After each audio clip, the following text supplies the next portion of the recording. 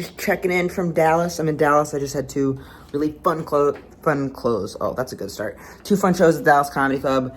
I would say the most awkward thing that happened this weekend was I was talking to this woman. She was awesome. She mentioned that her daughter was coming to the show. She's like, my daughter's trans. And I was like, okay, great. Like, and it was in context. She wasn't like, are you ordering a burrito? And I was like, yeah. And she was like, my daughter's trans. Like, it was like contextualized, came up naturally and appropriately and respectfully.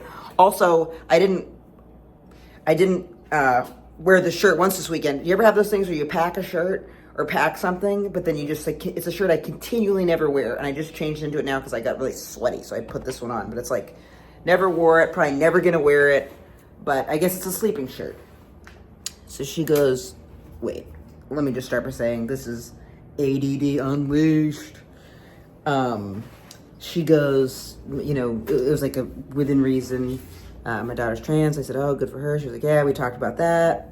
And then after the show, her and I were talking again, and she was like, this is my kid, and there was a like young woman, so I said, oh, it's nice to meet you, like you're beautiful. And in my mind that was like, I said, you're beautiful, you're so pretty, and in my mind that was like a gender affirming nod, you know, like just like saying that to, you know, I don't know if that, you know, whatever, that was the point I was trying to make. And then she was like, actually this is my son, that's his girlfriend. And I went, oh, so I thought I was saying that to a trans person as a gender affirming nod, but instead what ended up happening was I'm going to say this person was probably 15. I told a 15-year-old girl, wow, you're so pretty. And I went, oh, I thought this was a child we had been discussing before. And she goes, no, it's totally okay. And I was like, I would never tell a 15-year-old that they're pretty. I was like, I mean, you look great, but like, you know, like, whoa. And then they were kind of like, it's fine. And I was like, I don't think that's the most awkward thing I ever did, though. I mean, there's been awkward. One time, this is so bad. I'm at a comedy club, it's dark in there. A lot of times when comics see each other, they like shake hands or whatever, like you know, it's its own little like culture or whatever, and you don't necessarily know everybody, but you see each other around, and there's these certain places in comedy clubs where it's designated for other comedians. And so I was at this club, one of my favorite clubs in New York City, that I'm at a lot, and it was New York Comedy Club. They've got a location in Gramercy, and that's info you don't need. But I go in, it's dark in there, it's a comedy club, and there's like a girl sitting in the back, and I thought I kind of recognized her, but I wasn't really sure, and it's dark in there, and she's sitting in the comics seated area. So I go in, and she goes, hey, and I go, good to see you again, which is like something I learned. I remember Dave Chappelle always does that with people. He'll always say, good to see you again. First time I met him, I was like, we've never met before. But then someone was like, oh, he does that to everybody because he's so used to people being like, we met, which I would never. Never. Unspeakable.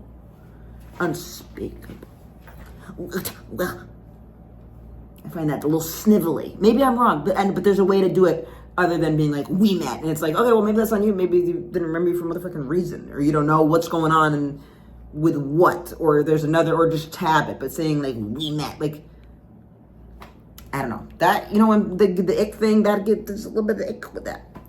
So I see this person, and I do the good to see you. I go, good to see you. And I do a intense hand, and as I'm putting my hand forward to shake it, I see the arm go forward. I see there's no hand on the arm. It's a nub, you know, as happens to people when they lose their hand, or maybe they never had it in the first damn place. It's a wild, you know, it's all types of different ways to live or be alive. So they present the nub. My hand's already moving. I didn't want it to seem like I was in any way weirded out or bothered by that. So I did, I guess, what would be the really wrong thing to do. I don't know if this was the wrong thing to do because they were put the nub out. So probably the best thing to do would have been to turn it into a fist bump.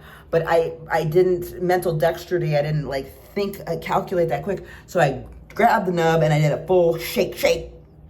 Like as though it were a hand. Shake. And she kept a straight face and I kept a straight face. I said, good to see you. She said, thanks. And then I moved my hand away and I just said, kept poker face, like, do not act. It's like one of those things, like, you know, when you like fart in public and you're like, and I don't not usually do that. I know you're like, really? Because you poop your pants, but I don't do any, it's all very silent. I operate in the shadows.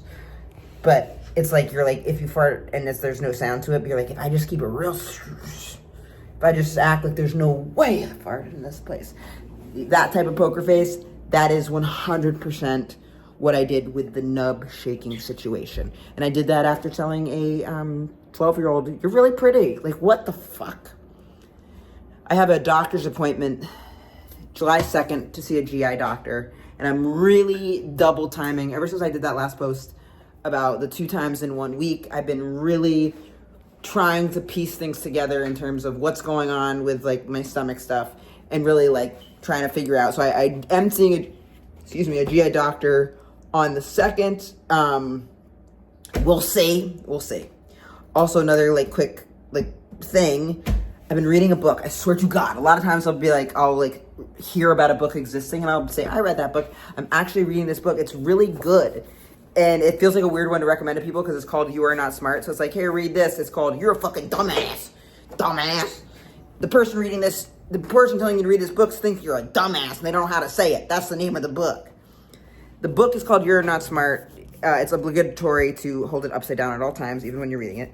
No, it's called You're Not Smart. It's really good. Nikki Glaser, who's very nice, wonderful interactions with her. She's just been just great. But she recommended reading it, and I was like, I'm gonna take her up on that, and I got it, and it's really interesting. It's all about like different types of biases that we might have that we might not even know that we have, because you can't know what you don't know. Ain't that the real catch-22 of all the things? And that's why I love it when someone is not afraid to say, I don't know.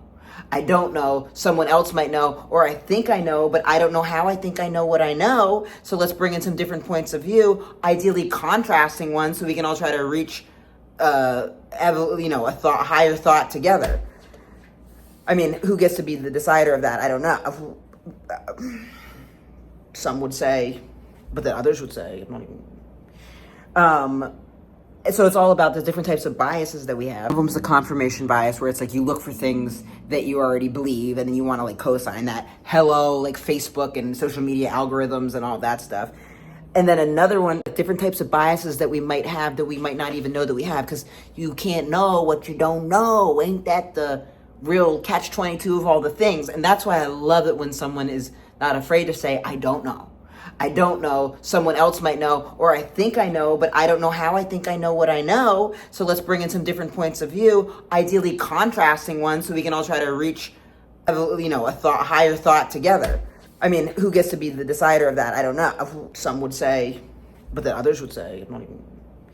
So it's all about the different types of biases that we have. The other one is called the Dunning-Kruger effect. I didn't read a book on how to pronounce that, but it's basically like the less you know, the more confident you are in your expertise on that subject. And then people that are actually experts on things undermine their knowledge on it, because it's kind of like the more that you know, the more you see that you might not know, because you see how vast the topic actually is. So that kind of plays into like people that might be the loudest about something probably aren't the experts that we should be listening to about it. But then where I'm confused is like, so then who are we supposed to listen to? We all have limited time in the day.